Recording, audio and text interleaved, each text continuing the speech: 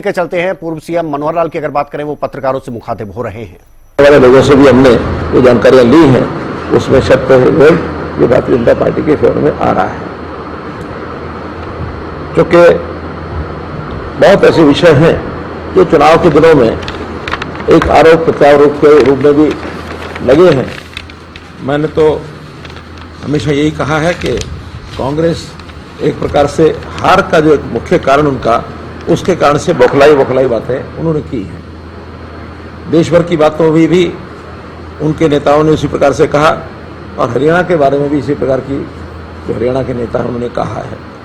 देश भर में तो अभी तक 6 चरण हो चुके हैं, 7वां एक चरण बाकी बचा है 1 जून को, और इन 6 चरण में भी मुझे ऐसा लगता है कि हम 360 और 370 के आसपास पहुंचे हैं, यानी एनडीए मिलाकर। और 7वें चरण में मेरा ऐसा मानना है कि निश्चित रूप से हम 400 को पार करेंगे। उसके बहुत बड़े सॉलिड रीज़न है, कारण है। बड़ा कारण तो ये है कि मुख्य रूप से 2 ग्रुपों में ये एक प्रतियोगिता चल रही है। इसको चुनाव कहें, लड़ाई कहें, युद्ध कहें, प्रतियोगिता कहें, कुछ भी कहें, जिसमें एनडीए की तरफ का हमारा एक निश्चित सारा सिस्टम देश भर की जनता को पता है कि कौन प्रधानमंत्री बनेगा, कौन हमारी टीम है, कितने हमारे दल हैं, कौन उसमें डोमिनेट कर रहा है। जहाँ दूसरे दल का जो प्रश्न है यूपीए का, तो यूपीए में यानी कोई अपना एक सर्वमान्य नेता वो चुन नहीं सके हैं, और उसका सीधा कारण ये है कि मतभिन्नता इतनी ज़्यादा है कि वो दल कहीं कहीं मिलके भी लड़ रहे हैं, कहीं कहीं आपस में एक दूसरे के खिलाफ भी लड़ रहे हैं। अगर वो हरियाणा और पंजाब में कांग्रेस और आम आदमी पार्टी मिलकर लड़ रहे हैं, तो दिल्ली में आमने सामने लड़ रहे हैं। इस प्रकार से और अन्य प्रांतों में भी अन्य पार्टियों के भी ऐसे विषय हैं। कोई किसी प्रकार का सामंजस्य उनका दिखाई देता नहीं है। नेता के नाते हर किसी के मन में लार टपक रही है कि जैसे कल ही यूपीए जीत करके और प्रधानमंत्री बनने वाले हैं। इस प्रकार का विषय ये हम सबको ध्यान में है। और जहाँ तक इश्यूज़ का विषय है, हम लोगों ने, क्योंकि लोकसभा का चुनाव है, तो नेशनल इश्यूज़ पर ये चुनाव हमारा दायित्व भी है, और लड़ना भी इसीलिए चाहिए दुनिया को नेशनल इश्यूज़ का पता लगे। अन्यथा लोकसभा का चुनाव हो और उसको गली मोहल्ले पर लाके खड़ा किया जाए, तो ये अपने आप में लोकतंत्र के साथ धोखा है। हाँ, जब कभी चुनाव विधानसभा के होंगे, जब कभी चुनाव लोकल बॉडीज़ के होंगे, तो उन विषयों को वहाँ रखना ही चाहिए। लेकिन आज देश में, पूरे देश का स्थान दुनिया में क्या बना है, हमारे देश के लोगों में कितना अपने आप में विश्वास जागा है, चाहे वो राम जन्मभूमि का विषय हो, और चाहे धारा 370 का हो, चाहे 3 तलाक की बात हो, चाहे गरीबों के लिए स्कीमें बनाने की बात हो, उसमें आयुष्मान की बात है, उसमें हर घर में जो सुविधाएं दी गई गरीब परिवारों में, उनको प्रधानमंत्री आवास योजना के अंतर्गत मकान बना के दिया, घर घर में पानी पहुँचाया, हर घर में बिजली पहुँचाई, हर घर में गैस सिलेंडर पहुंचाया, और गरीब लोगों के लिए आयुष्मान भारत का कार्ड इसकी गारंटी सबकी दी है। और इसी प्रकार से किसानों के लिए, किसानों की भी जैसा एमएसपी है, जैसा किसान सम्मान निधि है। अब किसान सम्मान निधि विषय ऐसा है जो कहीं मांग नहीं आई थी, लेकिन एक संवेदनशीलता के आधार पर प्रधानमंत्री जी ने स्वयं आगे बढ़ करके कि किसान, खास करके छोटा किसान, उसको ये राहत 6,000 रुपये के साल की अगर मिलती है, तो अपना बीज खरीद सकता है, खेत में कोई खर्चा होता है उसको अपना पूरा कर सकता है, छोटे छोटे खर्चे उसके पूरे करके, और बाद में फसल का पूरा जो पैसा है वो अपने घर ले जा सकता है। तो ऐसी बहुत चीज़ें हैं। हमने उसमें स्टेट की ओर से भी बहुत चीज़ों को यानी एड ऑन किया है। जैसा ये हमारा आयुष्मान भारत है, इसके अंदर हरियाणा ने भी 1,20,000 के बजाय 1,80,000 लिमिट करके, और चिरायु हरियाणा ये योजना आगे बढ़ाई कि हम इनको भी प्रदेश की ओर से इसका जो सारा खर्च है वो वहन करेंगे। यहीं तक नहीं रुके, 1,80,000 से 3 लाख तक, इसमें एक नॉमिनल 1,500 रुपये साल का लेकर के, और वो 5 लाख का बीमा उनका भी किया। और अब तो उसके बाद जो हमने घोषणा कर रखी है चुनाव शुरू होने से पहले, नोटिफाई अभी होनी है वो, लेकिन उसमें एक प्रकार से इसको यूनिवर्सल कर दिया कि सब लोग 5,000 रुपये का एक प्रीमियम दे करके और अपने आप को उसमें जोड़ सकते हैं, कोई आयु का हिसाब नहीं है। तो ऐसी योजनाएं बहुत बनाई हैं। जहाँ तक आयुष्मान भारत 70 साल से ऊपर के लोगों का है, उसमें इंडिविजुअल के लिए 5 लाख रुपए का बीमा 70 साल से ऊपर के लोगों का, वो भी हमने अपने संकल्प पत्र में ये जारी कर चुके हैं। तो ऐसी लोकहित की योजनाएं, ऐसे नेशनल इंटरेस्ट के इश्यूज आज निर्णय प्रक्रिया में मोदी जी, अमित शाह जी, इनका देश और दुनिया में धाक जमी है कि कितने कॉम्प्लिकेटेड इश्यूज होते हैं, उसको कैसे सरल तरीके से और उसका निर्णय ले लेते हैं। अब कांग्रेस के लोग हमेशा डराते रहे क्या कि अगर आपने राम जन्मभूमि के विषय को हाथ लगाया, अगर आपने 370 को हाथ लगाया तो गृह युद्ध हो जाएगा, देश में उनकी नदियां बह जाएंगी। लेकिन मैं पूछना चाहता हूं, क्या किसी के शरीर पर कोई खरोंच आई? कितना स्मूथली ये सारे काम हुए। राम जन्मभूमि का कोर्ट ने निर्णय दिया और 370 का जो अमेंडमेंट है वो सरकार लेके आई, और किसी ने, बल्कि जम्मू कश्मीर के लोग उसमें आज प्रसन्न हैं। जम्मू कश्मीर के लोगों को लगता है कि हम देश की मुख्य धारा में आ गए। जो वहाँ के लोकल लीडर्स जो अन्याय करते थे, उस अन्याय से वो बच गए हैं। सरकारी खर्चा जितना दिखा दिया जाता था, कोई ऑडिट नहीं होता था, वो ऑडिट वहाँ होने लग गया। एससीज को जो रिजर्वेशन वहाँ होता नहीं था, वो एससीज को रिजर्वेशन मिलने लग गया। नौजवानों को रोजगार के साधन, इंडस्ट्री को वहाँ जाने का मौका, ये सब मिले हैं। कुल मिलाकर जम्मू कश्मीर की जनता भी इस विषय को सराहती है। जो कांग्रेस के लोग यानी मुसलमानों को अपना एक वोट बैंक मान के चलते हैं, आखिर उनके प्रति अगर उनकी बहुत ज़्यादा लगाव और सहानुभूति होती तो मुस्लिम महिलाओं के साथ ये अन्याय लगातार न चलता, जो अन्याय 3 तलाक के रूप में मुस्लिम महिलाओं को झेलना पड़ता था। मोदी जी ने उसको समाप्त किया। मेरा कहना कि यह है कि मुद्दे राष्ट्रीय थे और इन लोगों ने जानबूझ करके और छोटे छोटे मुद्दों पर लेकर के आए कि जनता को हम कैसे बहका सके, कैसे उनको झूठ बोल करके उनको आकर्षित कर सके। इससे बड़ा झूठ नहीं हो सकता कि हम सरकार में आएंगे तो हम 1 लाख रुपया हर गरीब महिला, नौजवान, बेरोजगार उसके खाते में डालेंगे, जिसका उन्होंने कहा कि अगस्त के महीने में आपको इतना पैसा मिलेगा। मैं ऐसा उनसे पूछता हूँ, मेरा प्रश्न है कि कभी हिसाब किताब तो पढ़ा होगा उन्होंने थोड़ा बहुत। अगर हिसाब किताब लगा लें तो ऐसी जनता 130 करोड़ में से अगर मानो 40% भी हो तो 52 करोड़ बनती है। अगर यानी 40%, अगर 30% भी कर लें तो ये 40 करोड़ बनती है। 40 करोड़ लोगों को अगर 1-1 लाख रुपया दे दिया तो कितना चला जाएगा? 40 लाख करोड़। और देश का बजट आज कितना है? इस साल में बजट तो भी पेश हुआ है। टोटल बजट 48 लाख करोड़ है। अगर 48 लाख करोड़ में 40 लाख या 52 लाख करोड़ केवल एक स्कीम में देने के लिए तैयार हो गए हैं, तो भाई ये तो कोई भी सरल आदमी पूछेगा आप पैसा लाओगे कहाँ से? अगर एक ही स्कीम के ऊपर देश ने चलना और बाकी सारा देश बंद करना है तो देश बंद नहीं होने वाला, इनकी दुकान जरूर बंद है। तो ऐसे ऐसे झूठ, ऐसे ऐसे किस्से इन लोगों ने लोगों को सुनाए हैं।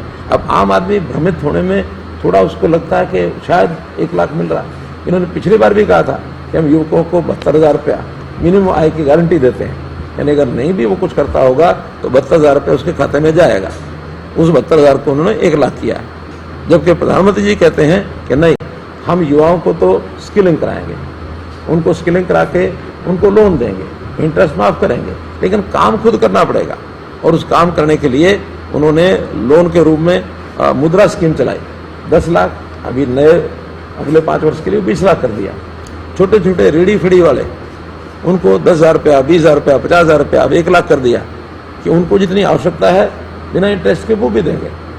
स्वनिधि स्कीम के अंतर्गत महिलाओं के लिए उन्होंने कहा कि हम महिलाओं को लखपति दीदी, यानी जो सेल्फ हेल्प ग्रुप्स हैं, उनका उत्पाद वो जो बनाते हैं, छोटी छोटी चीज़ें बनाते हैं, कोई खिलौने बनाता है, कोई घर के सामान, कपड़े का सामान है, कोई बुनाई है, कोई कढ़ाई है, या कोई खाने की चीज़ें, कोई बिस्कुट बनाते हैं, कोई मुरब्बा बनाते हैं, कोई अचार बनाते हैं।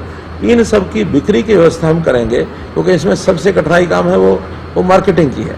तो इसके लिए हमने हरियाणा में तो घोषणा कर दी है, साझा बाजार बनाएंगे। और साझा बाजार में महीने भर का उत्पाद वो 1 दिन के लिए, 2 दिन के लिए बुक करेंगे तो शहर में सारा उनका बिक सकता है। तो ऐसे सभी सेल्फ हेल्प ग्रुप के लोगों को बिक्री के नाते अगर उनकी बिक्री होती है 1 लाख से 2 लाख रुपये साल का, ये कमाएंगे। उनको लखपति बनाना है, लेकिन कमा के बनाना है। मुफ्त में दे करके लखपति बनाना, उससे स्वाभिमानी व्यक्ति तो कभी आगे आता ही नहीं है।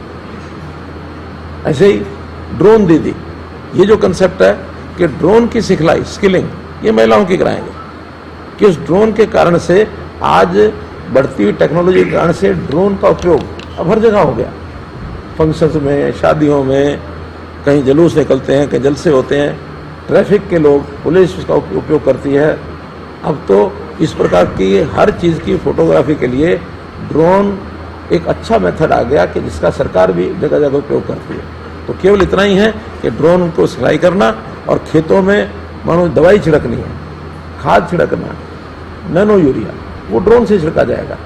पहले तो किसान जो है अपने कंधे पर या पीठ पर टंकी बांध करके उसको चलाता रहता, छिड़कता है। अब उनको आवश्यकता नहीं है। ड्रोन उसका एक साइज के हिसाब से कैपेसिटी उसमें डालो, लिक्विड डालो, उसको उड़ाओ और सारे एकड़ में 10 मिनट में छिड़क के आ जाएगा। अब तो ड्रोन आगे आगे टेक्नोलॉजी ऐसे बढ़ गई है कि अगर 20 मंजिला मकान पर किसी व्यक्ति को सामान मंगवाना है, बजाय वो आदमी को नीचे भेज करके और दुकानदार को किराने की दुकान या सब्जी की दुकान भेजेगा, केवल वो मैसेज देगा और दुकानदार अपने ड्रोन से उस सब्जी को डालेगा और 20वीं मंजिल पर देकर वापस आ जाएगा। तो ये नई टेक्नोलॉजी का आधार बनेगा, नए नए अवसर ऐसे रोजगार के बनेंगे। लोगों को रोजगार कैसे मिले, ये योजनाएं भरपूर, चाहे वो स्टैंड अप है, स्टार्टअप है, ये सारी योजनाएं बनाई हैं। उसमें से अप्रेंटिसशिप, हमारा हरियाणा में देश भर के अंदर अप्रेंटिसशिप का जो प्रयोग चल रहा है, उसमें एक बड़ी संख्या में, क्योंकि हर इंडस्ट्री, हर गवर्नमेंट का ऑफिस 5% लोगों को अप्रेंटिसशिप रख सकता है बिना किसी एग्जाम के। केवल एग्जाम दे के आओ अपना, और अप्रेंटिसशिप में 6 महीने का उनका अप्रेंटिसशिप रखो और जाओ। तो इस प्रकार के सारी चीज़। अब इसी प्रकार से झूठ उनका जो शुरू हुआ है वो है अग्निवीर का, कि हम आएंगे अग्निवीर बंद करेंगे। अरे भाई, अग्निवीर में बड़ी संख्या में नौजवानों को एक डिसिप्लिन, एक उनमें देशभक्ति की भावना, एक ईमानदारी का भाव, ये आएगा। उसके बाद नागरिक बनते हैं तो वो नागरिकता इस देश के यानी सिस्टम को ही बदल देगी। उदाहरण के लिए इजराइल, अब तो सबको पता लग गया, पहले नहीं पता होता था। अब चूंकि इसके बदले में उदाहरण देना पड़ता हमको, इजराइल के हर युवा को 3 साल के लिए आर्मी में जाना पड़ता है। हर युवा, हर वहाँ की जो बेटी है, लड़की है, उसको 2 साल के लिए आर्मी में जाना पड़ता है। उसके बाद आकर के अपना जो उनकी सिविल लाइफ है उसमें वो काम करते हैं। जितने आर्मी में रहना चाहते हैं उनको रखते हैं, बाकी वो सिविल लाइफ। तो यहाँ भी 25% आर्मी में ही रहेंगे, 75% को आकर के सिविल लाइफ में, और फिर उसमें ट्रेनिंग, पढ़ाई उनकी ग्रेजुएशन हो जाएगी। जो काम ट्रेड उनको वहाँ आर्मी में दिया जाएगा उसकी ट्रेनिंग होगी। उस ट्रेनिंग के आधार पर यहाँ सिविल में आकर के अपना काम करेंगे। आर्मी में तो जितने जाने उतने जाने ही हैं। अगर मानो आर्मी में साल के 10,000 लोग जाने हैं, अब 10,000 आर्मी में रखने के लिए 40,000 भर्ती करेंगे। 10,000 आदमी तो एज इट इज जैसे जाएंगे वैसे रहेंगे, 30,000 वापस आके सिविल लाइफ में काम करेंगे।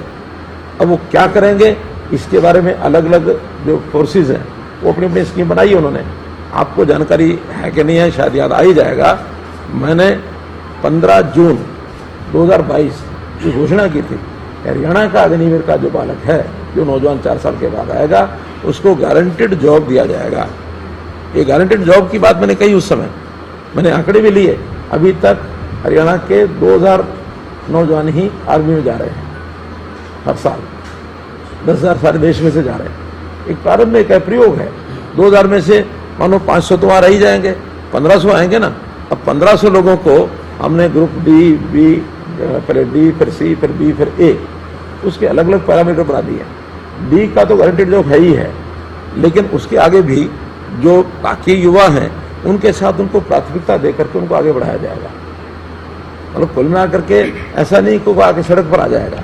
और मुझे ऐसा लगता है कि उनको एक अच्छी ट्रेनिंग होने के बाद और साथ में उनको वहाँ से 4 साल के बाद आने के बाद पैसा भी मिलेगा। उस पैसे को ला करके स्वयं रोजगार करने का भी उनके लिए रास्ते खुलेंगे। ट्रेनिंग भी लेके आएंगे, पैसा भी लेके आएंगे, तो स्वयं रोजगार भी आखिर युवा ऐसे ही करते हैं। तो बड़ी संख्या, कोई 1,500 हरियाणा के लिए ऐसा नहीं है। 1,500 लोग आज भी हम ग्रुप डी में कुछ भी नहीं होगा तो हर साल 7-8 हज़ार लोग लेते हैं। तो 1,500 अगर वो आते हैं तो बाकी तो खुला ही है रास्ता। उसमें से सी में भी जाएंगे, बी में भी जाएंगे, ए में भी जाएंगे। कोई भी व्यक्ति जो आना चाहेगा सरकारी नौकरी में, उसके लिए गारंटेड जॉब है। हाँ, आने की इच्छा नहीं करेगा तो उसकी मर्जी है। इस प्रकार से ही जो इनके जो झूठ बोलने वाले विषय हैं, इसको जरूर हमने निकाला भी है, उठाया भी है। चुनाव के संबंध में जो बात मुझे बतानी है वो ये, चुनाव सामान्य तौर पर ये कहा जा सकता है कि शांतिपूर्ण तरीके से हुआ, इक्का दुक्का घटनाओं को छोड़ करके। लेकिन कुछ स्थानों पर, खास करके मैं नाम लेके कहूँगा, कांग्रेस के लोगों ने बोगस वोटिंग भी कराई है और उस बोगस वोटिंग को हमने सख्ती से रोकने की कोशिश की है। फिर भी चूँकि हर बूथ पर पर्याप्त पुलिस होने के बावजूद भी कहीं ना कहीं जो उनको मौका मिलता है तो हमें कुछ बोगस वोटिंग करने का जो समाचार मिले हैं। अभी ठीक है कि उसको आज चैलेंज करने का समय भी निकल गया, चैलेंज करते भी नहीं है, लेकिन पहले जितनी होती थी उससे कम हुई है, फिर भी हुई है। इसका भी एक संज्ञान हम आगे भी लेंगे कि इस प्रकार से ये ना हो। एक बात हुड्डा साहब ने खास करके मेरे खिलाफ कही, अभी कल ही कही, क्या कि ये तो बौखलाहट है जिसमें से ये उल्टे सीधे बयान दे रहे हैं। और मैं उस बयान पर आज भी कायम हूँ। मैंने स्टेज से बयान दिया कि कुछ कर्मचारी, क्योंकि कर्मचारी बहुत बड़ी संख्या में 3-3.5 लाख, अब मैं सबके बारे में नहीं कहा, लेकिन ऐसे कर्मचारी जो पॉलिटिकली एफिलिएशन दिखाते हैं अपने, ऐसे लोगों की पहचान भी हो रही है, बल्कि उसमें से कुछ लोगों को हमने सस्पेंड भी कर दिया, नोटिस दिया। उस नोटिस के बाद उनका जो भी उनके खिलाफ कार्रवाई करनी होगी करेंगे। लेकिन चूँकि सारा कुछ एम्प्लॉइज हर बूथ के ऊपर उनका एक सिस्टम होता है, वहाँ कांग्रेस के लोगों के लिए बहुत कुछ किया जा सकता है। एम्प्लॉय गड़बड़ करने पर आ जाए, मैंने उनको वार्न किया था कि अब जो कुछ आप कर रहे हैं आपको नज़र रखी जाएगी और जिस किसी का भी कोई हमको ऐसा प्रमाणित मिलेगा तो 4 जून तक आपका, 4 जून के बाद हमारा विषय। और मैंने हमारी जो सरकार, हमारे मुख्यमंत्री बाकी सबको कह दिया कि इनकी लिस्टें बनवाओ, लिस्टें बनवा करके और 4 जून के बाद इनके खिलाफ निश्चित कार्रवाई करेंगे, क्योंकि आखिर लोकतंत्र का मजाक है ये। यानी कैसे, जैसे कहावत कही जाती है, क्या खेत ही बाढ़ को खाने लग जाएगी, बाढ़ ही खेत को खाने लग जाएगी तो खेत को बचाएगा कौन? आखिरी कर्मचारियों का दायित्व है कि एक निष्पक्ष चुनाव लोकतांत्रिक तरीके से कराएं, जिसमें हमारे कर्मचारियों की है।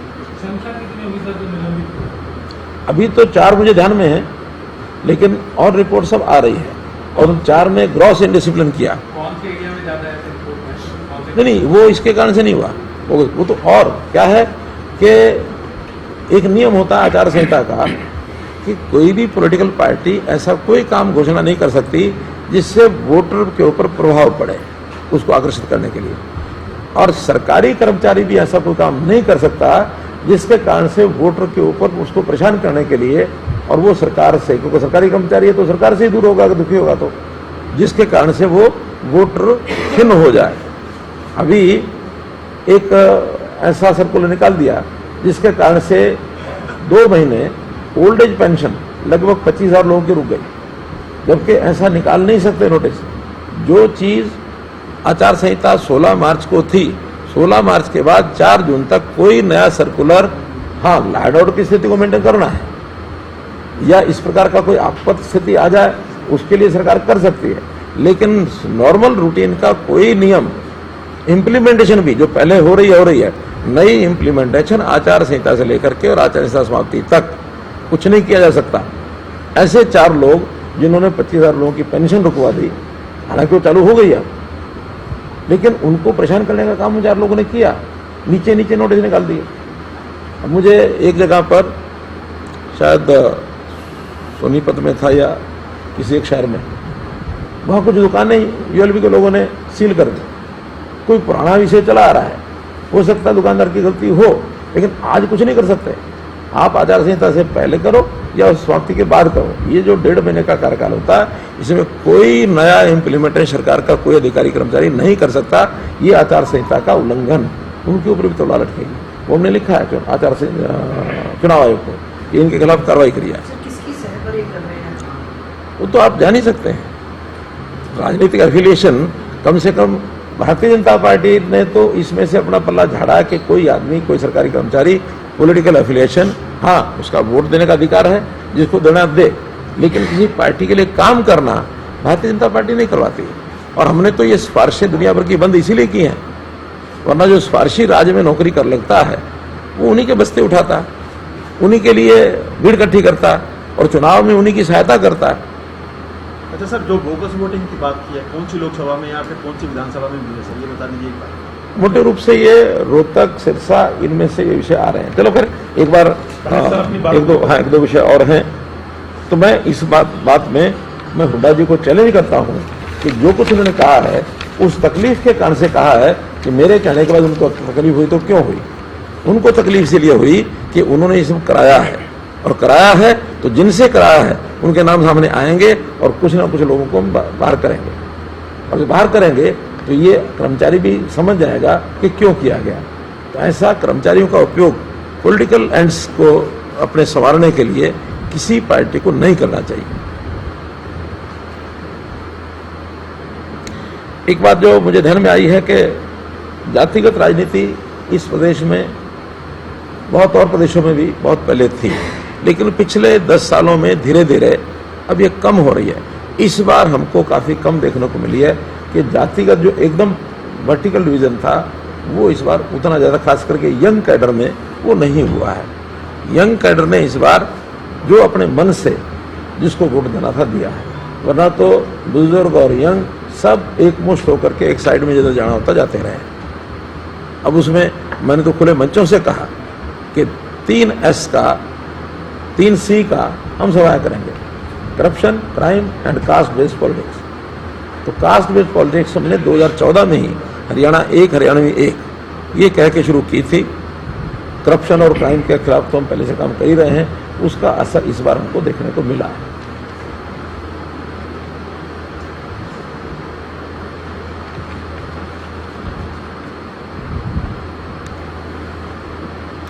मित्रों, मोटे रूप से तो ये सब विषय थे।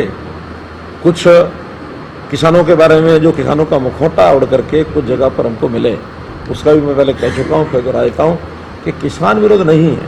ये किसानों का कुछ लोग मुखौटा उड़ करके, जिनका एक वैचारिक दृष्टि से ही वो एस्टेब्लिशमेंट के खिलाफ एक मूवमेंट खड़ा करने की फिराक में रहते हैं, और खास करके वामपंथी विचार के लोग। हरियाणा में बहुत कम है, फिर भी कहीं कहीं ऐसा दिखा है।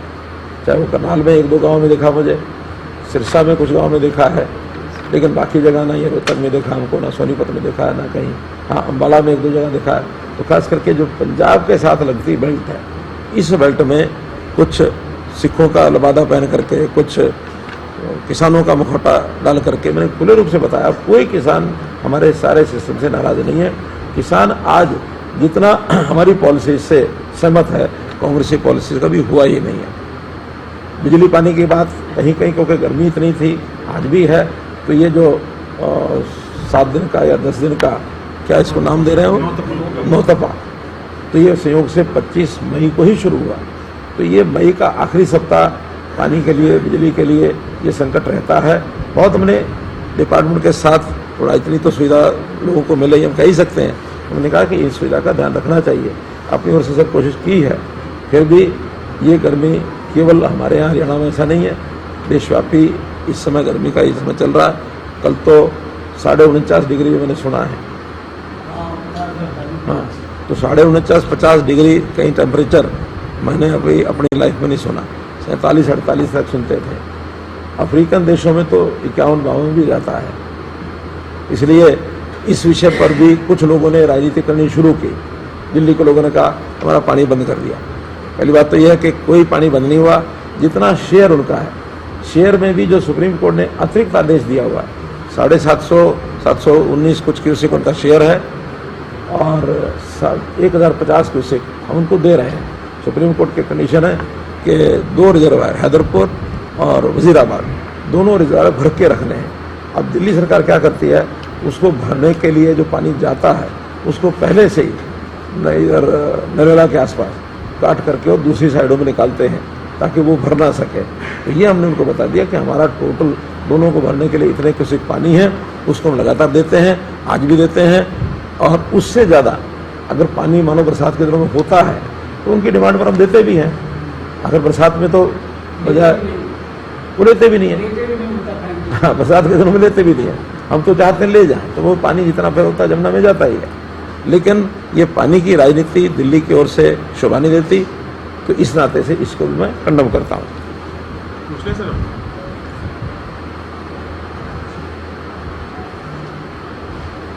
एक विषय सरपंचों का भी आया हमारे सामने। सरपंचों की कार्यप्रणाली में, ग्राम पंचायत की कार्यप्रणाली में हमने कुछ परिवर्तन किए हैं और परिवर्तन करने के बाद बहुत सरपंचों ने उसका समर्थन भी किया, कुछ सरपंचों ने विरोध भी किया। लेकिन विरोध था ई टेंडरिंग का या कैश लिमिट का। हमने कहा कि ये दो चीज़ें छोड़ करके और कोई भी कठिनाइयाँ हैं उन सबको हल करने के लिए तैयार हैं।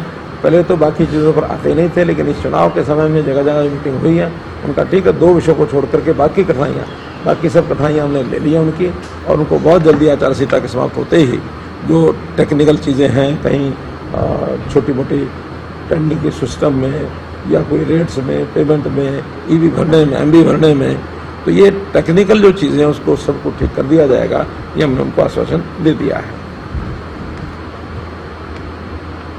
मोटे रूप से ये विषय थे। हाँ, एक जो वोटिंग परसेंटेज है, तो वोटिंग परसेंटेज ज़रूर, वो भी मैं समझता हूँ गर्मी एक मुख्य कारण है। पिछले चुनाव की अपेक्षा कुल 4% कम रही है 2019 में, और इसमें अभी 65.1 है शायद, और पिछली बार ये 69 पॉइंट समथिंग थी।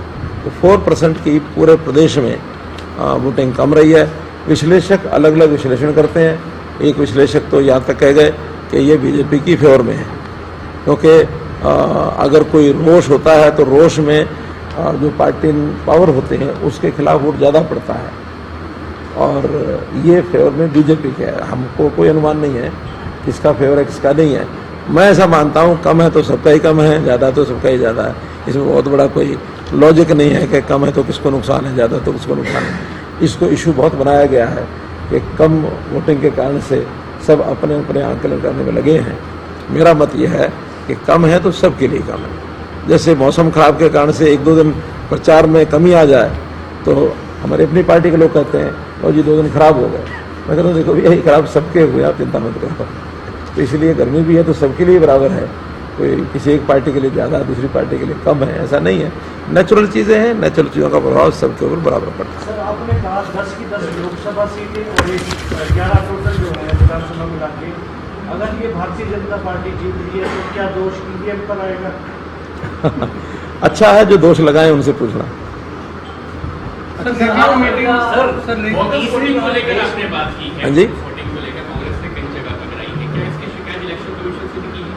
हमने उस समय वर्बली बताया है, उन्होंने नोट किया होगा, लेकिन अब चूँकि पोलिंग ऐसा विषय है, वो बोगस वोटिंग, उसको उसी समय जो रोका जाए तो रोका जाए, और उस समय नहीं रोकी, एक बार वोटिंग हो गई उसका कोई प्रमाण मिलता नहीं। आपके तो बूथ के साथ 4 यूथ की बात की जा रही थी, पन्ना प्रमुख थे, चुनाव बूथ को कैसे मजबूत करना है, तो ऐसी स्थिति में कैसे बोगस वोटिंग ऐसा है की गई? कुछ बूथ हमारे प्रभाव के रहते हैं, कुछ बूथ विपक्ष के प्रभाव के भी होते हैं।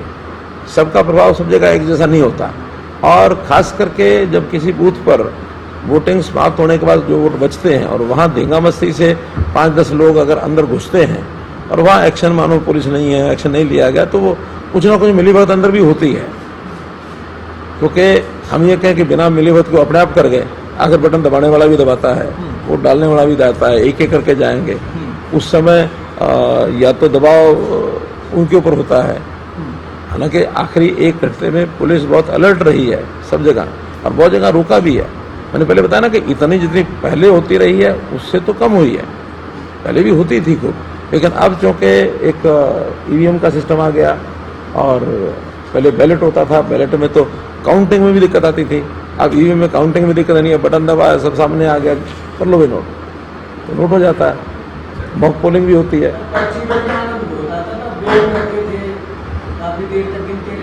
वो भी कह रहा ना, सुविधाएं काफ़ी हुई हैं, फिर भी जितनी चीज़ें हुई हैं ये ना हो, इसके लिए हम आगे भी कोशिश करेंगे। सर, रिव्यू मीटिंग आपने कल पंचकुला के पंचकर्म में हुई थी, आपने कहा कि रिव्यू मीटिंग के आधार पर आप 10 की 10 लोकसभा और 1 विधानसभा जीत रहे हैं, लेकिन कांग्रेस कह रही है कि इस बार जनता ने चुनाव लड़ाया, जो टिकटें हमने बांटी उस आधार पर अब जनता चुनाव लड़ रही है।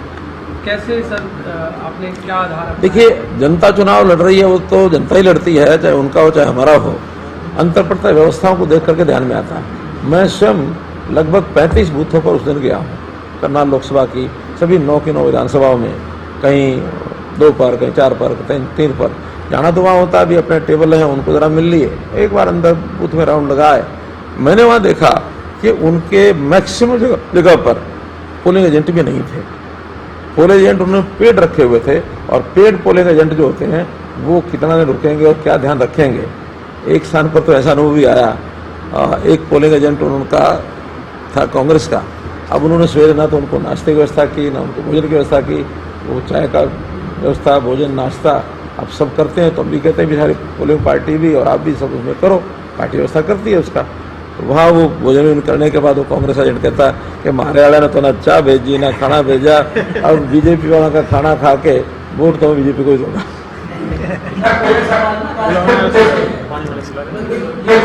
राष्ट्रीय मुद्दों का चुनाव था, तो जम्मू कश्मीर में आपकी क्या पोजीशन रहेगी बीजेपी की चुनाव लड़ने में वहाँ से? देखिए, ये जो लोग वहाँ गए हैं आज की डेट में तो वही बता सकते हैं, मैं तो 4 तारीख को शाम को बता पाऊंगा। अच्छा सर, बागेश जी सर एक तो कहना था, आपने अपना रिव्यू भी किया, आपका भी ऐसा मानना है, बाकी लोगों का भी ऐसा मानना है कि पिछले बार के मुकाबले जो मार्जिन है वो कम रहेगा। पिछले बार आप 20 से लेकर 50% तक का मार्जिन रहा था आपका जीत के, तो क्या ये कम मार्जिन, और आप जैसे आप बता रहे हैं कि 2 जगह पे बोगस वोटिंग भी हुआ, तो क्या ये कहीं ऐसा है कि उन 2 जगहों पे बीजेपी को नुकसान होगा अगर मार्जिन कम है, या वहाँ पे हमारी स्थिति ठीक नहीं है? देखिए, दोनों बातें अलग अलग हैं। बोगस वोटिंग होना अलग बात है, जन समर्थन का बढ़ना अलग विषय है। जैसे मैंने बताया कि इस बार जातिगत जो बैरियर हैं, जो पहले जितने सुदृढ़ होते थे इस बार उतने सुदृढ़ नहीं रहे, सब जातियों ने वोट हमको दिया है, उसमें से वोट परसेंटेज हमारा बढ़ा है। बोगस वोटिंग नहीं होती तो शायद मार्जिन हमारा और ज़्यादा बढ़ता। तो बोगस वोटिंग का मैं विषय निकाला है, लेकिन ये नहीं कि सारा ही कोई बिल्कुल सब चुरा लिया। कुछ बूथों पर शिकायत आई है, वो आगे ना आए इसके लिए हमारी चुनाव मशीनरी को भी देखना होगा, सावधानी बरतनी होगी। अच्छा सर, रोहतक लोकसभा की बात करूंगा, पिछली बार अरविंद शर्मा जी ने काफी कम मार्जिन से चुनाव 7,500। हाँ, तो अब की बार तो दीपेंद्र हुड्डा ने काफी मेहनत किया उस लोकसभा में, क्या लगता है आपको? मेहनत करने में तो कोई कम पिछली बार थोड़ी कम छोड़ी थी, पिछली बार भी कमी नहीं छोड़ी थी, तो इसलिए मेहनत तो सब करते हैं। मेहनत करना वैसे भी पॉलिटिकल पार्टी के लोग जो चुनाव लड़ते हैं उनको करना ही चाहिए, उनके मेहनत से नहीं होता है वोट मिलता, वोट मिलता है जन समर्थन का। तो जनता क्या समझती है इस नाते से, तो जनता के मन में इस बार जो है वो, जैसे मैंने पहले एक्सप्लेन किया कि भारतीय जनता पार्टी की सरकार बनेगी, एक बहुत बड़ा विषय चला जाता है। कम से कम 15-20% वोट ऐसा होता है जो पहले नहीं सोचता कहाँ डालना है, वो आखिरी दिन उसका एक नियम होता है कि जीतने वाले को जिताओ, हारने वाले को हराओ।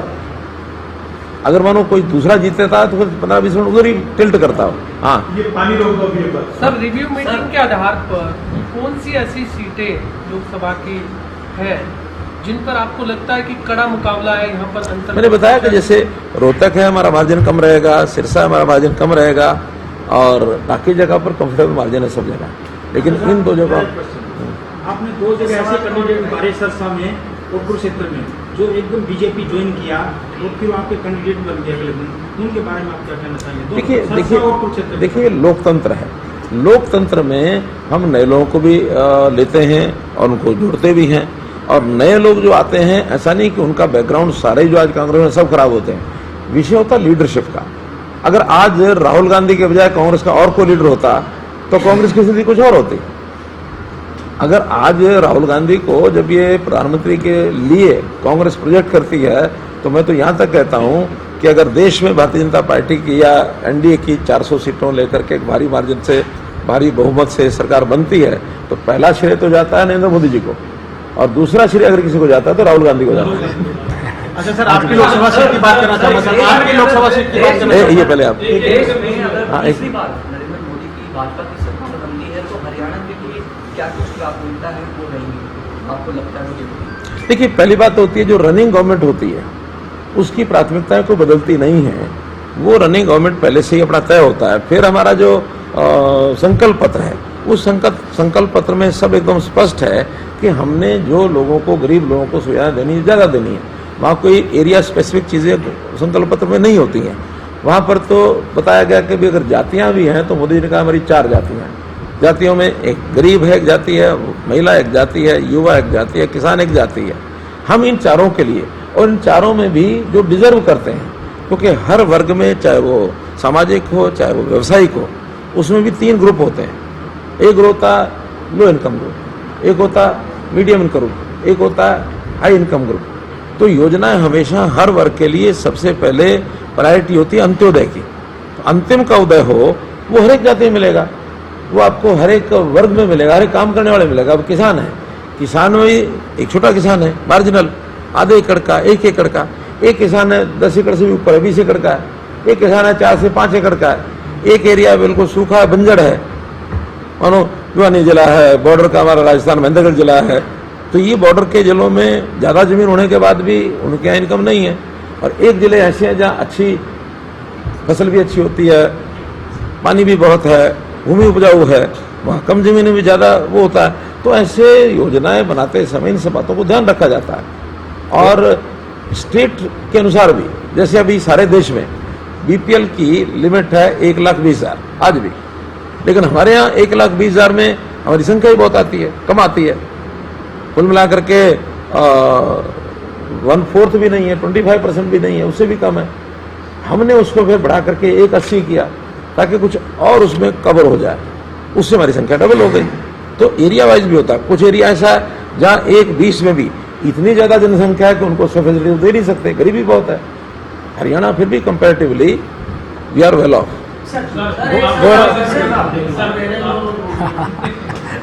आपके पास अब कितने विधायक रहेंगे पार्टी आपके साथ? देखिए, सरकार बहुमत में है, कितने? बता रहा हूँ। पहली बात तो ये नोट करो, सरकार बहुमत में है। दूसरा, 41 हमारे विधायक हो जाएंगे 4 जून को, आज 40 है, लेकिन 40 ही रह जाएंगे क्योंकि एक मेंबर पार्लियामेंट बन जाएगा सोनीपत के, तो 40 ही रह जाएंगे। एक जीतेंगे, एक को, लेकिन वो रिजाइन तो 15 दिन में कभी भी कर सकते हैं। तो अल्टीमेटली हो तो जाएंगे 41, लेकिन बाद में 15 दिन में कभी रिजाइन करना होगा तो करेंगे। इसलिए 15 दिन तक तो 41 है, और 15 दिन के बाद वो 40 हो जाएंगे। फिर हमारे पास इंडिपेंडेंट, दुर्भाग्यपूर्ण स्थिति जो मैंने आपको बताई कि भाई एक हमारे राकेश दौलताबाद चले गए, लेकिन नहीं, बिल्कुल बिल्कुल पक्का। मेरी 3 दिन पहले बात हुई, बीच में तो उल्टे ही थी कि वो भी गए। नहीं 3 दिन पहले बात हुई, उनका मैं इंडिपेंडेंट हूँ, हो सकता है आगे भी मैं इंडिपेंडेंट ही रहूँ। मैं आज उसके जाने के बाद कह रहा हूँ, क्योंकि उन्होंने कभी नहीं कहा कि मुझे भाजपा ज्वाइन पहले कराओ। कुछ ऐसे भी थे जिनका कि हमें भाजपा ज्वाइन कराओ तो हम आज ही आ जाते हैं। हमारे यहाँ एक डिसिप्लिन पार्टी है, केंद्र के साथ बातचीत करनी पड़ती है, तब जाके होता है। नैनपाल रावत हमारे साथ पक्के हैं, कांडा हमारे साथ पक्के हैं। टिकट के लिए है बात? हो आज तो है ना, अभी तो स्थिति आज की है।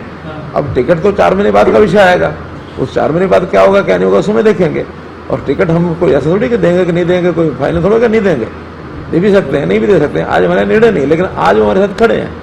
ऐसे ही 2 आदमी जेजेपी के एकदम पक्के हैं हमारे पास। कौन? जुगराम सिहाग और राम निवास, ये बाकायदा नाम लेके बता रहा हूँ मैं, जिन्होंने हमारे मंचों पर जाकर के सारा काम लोकसभा में किया है।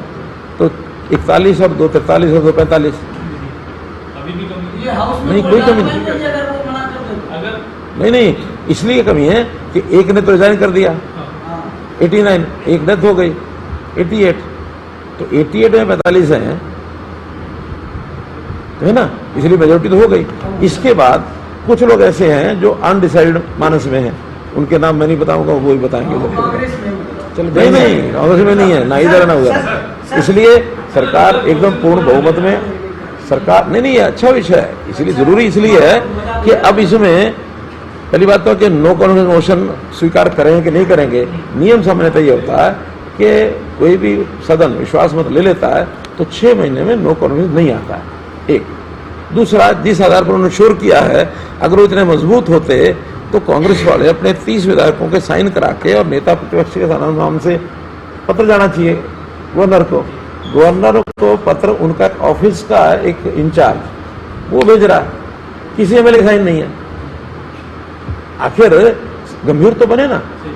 और ऐसे ही अगर वो इससे 30 के साइन करा के भेजेंगे, फिर गवर्नर अगले स्टेप लेंगे कि जेजेपी वाले 10 लोग वो भी साइन करके भेजो, कहीं निकट तो पहुंचेंगे। इंडिपेंडेंट की बात तो बाद में आएगी, इसलिए वो कहीं भी निकट नहीं पहुंचते हैं। जब निकट नहीं पहुंचते हैं तो शोषा चलाने के लिए कुछ भी छेड़ दो। तो शोषा छिड़ा, उस शोषे को पंचर हो गया, टाइट ऑफिस हो गई, करे जो कुछ करना। एक चुनाव से अलग क्वेश्चन है। आम आदमी पार्टी लगातार कहती है कि मीडिया को आज़ादी होनी चाहिए, लेकिन पंजाब सरकार ने जी न्यूज़ को ब्लैक आउट कर दिया पंजाब के अंदर कि अनुकूल खबर न दिखानी चाहिए। ये कांग्रेस के चचेरे भाई बन गए हैं ना अब, क्योंकि आखिर कांग्रेस ने 1975 में क्या किया था, ये किया था।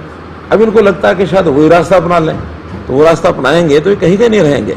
मीडिया स्वतंत्र रहना चाहिए। हाँ, एक बात मैं जरूर मीडिया से अपील करता हूं कि मीडिया को बायस नहीं होना चाहिए। मीडिया सत्य दिखाए, पक्ष की बात है पक्ष की करे, विपक्ष की बात है विपक्ष की करे, और जो किसी ने कहा है वो करे। अपना मत अपने लेखों के माध्यम से, अपने संपादकीय के माध्यम से, मीडिया को अपनी बात कहने के अधिकार हैं। वो कोई संपादकीय लेख लिखें, लेकिन किसी और के मुंह में डाली हुई बात को वो ना लिखें। जो कुछ कोई कहता है वो लिखें, और किसी एक तरफ टिल्ट भी ना हो। जो कहा है ठीक है, हमें पता है कि विपक्ष के लोग हमारी आलोचना करेंगे, हम विपक्ष के करेंगे। निर्णय मीडिया ने भी नहीं करना, निर्णय जनता ने करना। कुछ आप पूछ रहे थे?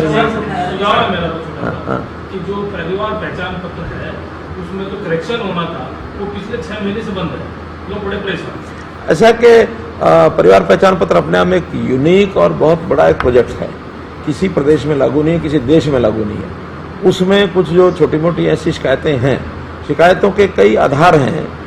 एक आधार तो है कि कहीं जेन्युइन गलती हुई है, उसको ठीक करेंगे। एक आधार ऐसा है कि किसी तरीके से इनकम कम करा लो, 4 सुविधाएं ज़्यादा ले लो, तो उसमें वेरिफिकेशन करनी पड़ती है, तो वेरिफिकेशन में बहुत चीज़ें गलत निकलती हैं। एक आधार ये है कि 5 लोगों का परिवार है, अब चूंकि 5 लोगों के परिवार को 5 लाख रुपए का बीमा होना है, क्यों ना ऐसा करें, इसके 2 बना लें, तो 5 लाख उस परिवार को मिल जाए, 5 उसको मिल जाए। या इनकम का जो पार्ट है वो एक साइड में पूरा कर दो, दूसरी साइड में कम कर लो। अब दोनों परिवार हैं, मानो 2 लाख पर खड़े, पूरा परिवार 2 लाख पर खड़ा है, और 2 परिवार बना के एक को 3 लाख पर ले जाओ, एक को 1.5 लाख पर ले जाओ, तो 1.5 वाले तो कम से कम फायदा मिल जाए। तो ऐसी कुछ चीजें जो इंटरनली ध्यान में आ रही हैं, इसका रास्ता क्या निकलेगा अभी चुनाव के बाद। हम लोग अपील जरूर करेंगे कि जो है वो सत्य है वो बताओ, जो सत्य ना जेन्युइन कोई है, हमने उसको ठीक किया। आज भी कम से कम 2 लाख से 2.5 लाख चीजें जो त्रुटियां हैं उसको वेरीफाई करके ठीक किया है।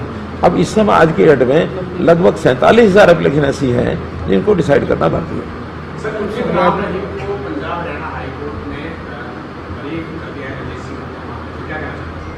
देखिए, कोर्ट से अगर बरी हुए तो मुझे तो इसमें कुछ कहना नहीं है, और कानून अपना काम करता है, कानून ने अपना काम किया है।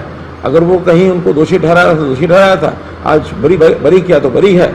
आगे क्या प्रक्रिया और होगी, या तो कोर्ट बताएगा, या वो बताएंगे, या फिर पब्लिक में से कोई आदमी बताएगा। चुनाव से एक दिन पहले आपको समर्थन भी दिया था सिरसा में।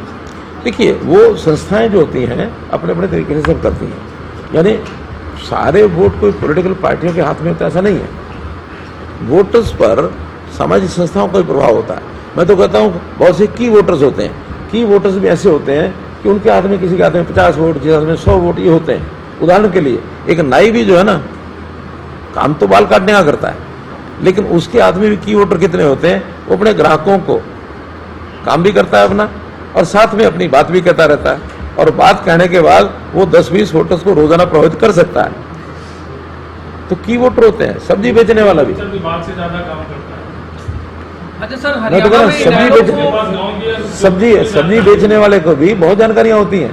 वो माता जी सब्जी ले जाओ, फिर क्यों पड़ा वोट, बस ऐसा पूछ के और अपनी बात करेगा। तो चुनाव एक ऐसी प्रक्रिया है, इसमें सब लोगों को सब छूट होती है। इतना ही है इस देश की ताकत, लोकतंत्र की ताकत, कि यहाँ स्वतंत्रता बहुत है, सर। और ये रेस्ट्रिक्टेड नहीं है। अशोक जी हाँ, वो पीछे का नंबर। आप शायद लगा रहे, मैं नहीं लगा रहा। तो आपको क्या लगता है कि ऐसे कौन से 2-3 विषय हैं, मुद्दे हैं जिनका सबसे ज्यादा लाभ आपकी पार्टी को मिला अगर आप दोबारा 10 सीटें जीत रहे हैं? और दूसरा विषय था कि क्या इस बार महंगाई और बेरोजगारी भी मुद्दे थे इलेक्शन में? देखिए, विपक्ष ने भले उठाए हों, लेकिन महंगाई कोई मुद्दा नहीं है, और मैं आपको आंकड़ों सहित बता देता हूँ। अगर आप में से कुछ लोग मेरी बात का जवाब दे देंगे तो आपको अपने आप पता लग जाएगा, तो मैं बताऊंगा। एक विषय होता है डीए। डीए की फुल फॉर्म क्या है? डे नेशनल अलाउंस, और इसका सीधा संबंध महंगाई के साथ होता है। ये कोई सरकार तय नहीं करती डीए कितना, ये एक इंडिपेंडेंट कमीशन है वो तय करता है कि डीए कितना है, ताकि फिर सरकार जो है एम्प्लॉइज को डीए की किस्त रिलीज करती है। 2006 में, अच्छा ये हर 10 साल के बाद 0 से शुरू होता है और 10वें साल उसका परसेंटेज तय होता है कि इस 10 साल में इतनी महंगाई हुई। हर जो 6, 16, 26 इस प्रकार से आता है। 2006 में जो उस समय कांग्रेस का शासन आ चुका था, उस समय 0% जो डीए था, 2016 यानी 31 दिसंबर 2015 कितना डीए था, कोई बता सकता है? और नहीं तो गूगल निकाल लो, अभी देख लो। 2016 में तो कमीशन लागू हुआ था। नहीं, उसमें 15 तक तो पूरा था ना, वो तो 16 में फिर 0 हुआ। जुलाई 15 का 50% हो गया था, उसके बाद फिर नहीं, 150 नहीं था, 150 से कम था। अगर इसको एग्जैक्ट पता हो तो बताओ। 4%। अब ये सारे गूगल पे लग गया, अभी निकालते निकालो निकालो, मैं चाहता हूं निकालो कि जुलाई 2015 डीए रेट क्या था।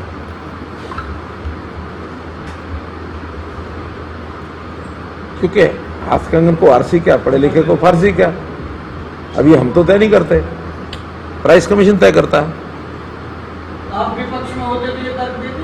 हाँ, ये वाला कि यार महंगाई कोई इशू नहीं है। नहीं, मैं तर्क यही देता, सरकारी आंकड़ों पर देता, केवल कहने से थोड़ी होता है। नहीं, उस वक्त की सरकार तो मतलब आरोप तो नहीं लगाते ना महंगाई हो रही है। नहीं, उसमें महंगाई थी ना, वही तो मैं आंकड़े बता रहा हूं कि 2006 से 2016, और मैं बताता हूं, आप निकालते रहना, 125% लास्ट है ना, 125। हाँ, लास्ट जुलाई 2015 में ये घोषित आंकड़ा है कि हर एम्प्लॉय को अपना जो स्केल है उसमें 125% और जोड़ करके सैलरी मिलती रही है महंगाई के कारण से। 2016 में 1 जनवरी में फिर 0 हो गया, और 0 होने के बाद फिर वो हर साल बढ़ता है। आज 2024, अब इस बार कितना, अभी 24 तक कितना पहुंच गया ये बताओ? हैं? 50 हो गया। 8 साल में 50% हुआ। 2 साल का अनुमान लगा लो कितना और हो सकता है। अगर 8 साल में 50 हुआ तो 2% में 6 दूनी 12%, कितना हो जाएगा? 50 10 60, और 2-3% फालतू लगा लो, 63। नहीं, 64 नहीं, 62-63 लगाओ। मैं 62-63 इसलिए कह रहा हूं कि कहाँ 125, कहाँ 62-63, कितना हुआ महंगाई? सर बीजेपी की सरकार में 4 या 5% बढ़ता है, तो उस समय कितना बढ़ता था? 10% भी बढ़ जाता था। मैं वही तो कह रहा हूं, और क्या कह रहा हूं कि उस समय 10-12% बढ़ता था हर साल, इस समय 4 से 5% बढ़ रहा है। और ये विश्वव्यापी एक फैक्टर है कि 3-4% इन्फ्लेशन सारी दुनिया में, अमेरिका में भी होता है, रशिया में भी होता है, चाइना में भी होता है, हर देश में। और ये इन्फ्लेशन एक प्रकार से इतना 3-4% ये हमारे प्रोग्रेस में होना ही चाहिए। अगर कहीं 0% इन्फ्लेशन रह गया तो इकोनॉमी खराब हो जाएगी। 3-4% बढ़ता है उसी हिसाब से, क्योंकि सैलरी भी बढ़ती है। अगर 0, लग रहा है सेंटर में फाइनेंस मिनिस्ट्री संभालो। नहीं, मैं स्टेट में फाइनेंस मिनिस्ट्री था, मैं स्टेट में फाइनेंस मिनिस्ट्री था। एक अभी आधा सवाल हुआ, आधा जवाब हुआ उनका। अगली बात आपने दूसरा कहा, महंगाई के साथ रोजगारी, बेरोजगारी, इसको खत्म करने में पहली बात तो सारा रोजगार सरकार अपने डिपार्टमेंट्स में नहीं देती है, बहुत कम परसेंटेज होता है। हमने पिछले 8.5 साल, तो 10वां साल चल रहा है समझो, इस समय तक 1,30,000 नौकरियां तो दी हैं स्टाफ सिलेक्शन कमीशन ने, और शायद 10 से 12 होंगी, हाँ, तो 10 से 12 होंगी HPSC में, तो 140 कुल हो गई। और यही फिगर कांग्रेस के टाइम पर 86,000 थी। जो हमारी 1,40,000 नौकरियां हमने 9.5 साल में या 9.25 साल में दी है, हो सकता है इन 4 महीने में कुछ और रिजल्ट बाकी बचे हुए हैं 5-10 साल वो भी हो जाएंगे, तो हमारा ये 150 तक पहुंच जाएगा। उनका 86,000 था। तो पहली बात तो सरकारी, हमारी जिम्मेदारी सरकारी नौकरी की होती है। दूसरा, उस समय नौकरियां बिकती थी। आज नौकरी का मैं हाथ उठवा के पूछता हूं, भाई किसी का कोई एक पैसा लगाओ तो बताओ कि नहीं लगा जी। एक एक गांव में 20, 30, 50, 40। और ये हमारा बहुत बड़ा मुद्दा है चुनाव का। हालांकि नेशनल इश्यूज हैं, लेकिन जनता इसको अपने आप उठाती है। आपने सुना, पूर्व मुख्यमंत्री मनोहर लाल प्रेस कॉन्फ्रेंस कर रहे थे, और चुनाव के बाद ये प्रेस कॉन्फ्रेंस उन्होंने अपनी जीत का दावा किया है। 11 की 11 सीटों पर जीत का दावा करते हुए नजर आए पूर्व सीएम मनोहर लाल। और साथ ही साथ कांग्रेस पर भी जमकर निशाना उन्होंने साधा है। उन्होंने कहा है कि बोगस वोटिंग कांग्रेस ने करवाई है, कांग्रेस हार के डर से बौखलाई हुई है। ये तमाम बातें पूर्व सीएम मनोहर लाल ने कही अपनी प्रेस कॉन्फ्रेंस के दौरान।